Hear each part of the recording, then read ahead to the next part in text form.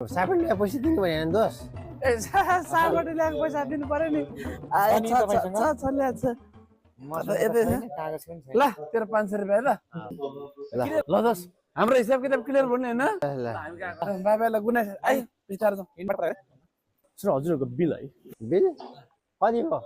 हजुरहरूको 30,000 भएछ मसँग त्यसले 500 रुपियाँ फिर्ता गर्न 30,000 रुपियाँ भाइ मसँग त्यति पैसा छैन नि यार सो पे त जसरी पनि गर्नुपर्ने हुन्छ अरू उपाय केही छैन भाइ छ नि सर के छ भाइ भाइ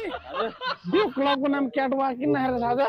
किन नि दाजु किन भन्नु नि जाँदाखेरि सिधै जाने आउँदाखेरि टन्न खाएर कहीँ टेकेर आउनु पर्दो रहेछ क्याटवाकै हुँदो रहेछ नि आउँछ मलाई मजा आयो है उसले मजा गरेर होला त्यसले कति रमाइलो गरेर होला भित्र हो दाइ रमाइलो त त्यसले गरिरहेछ हामी त अलिक सानो निस्क्यौँ के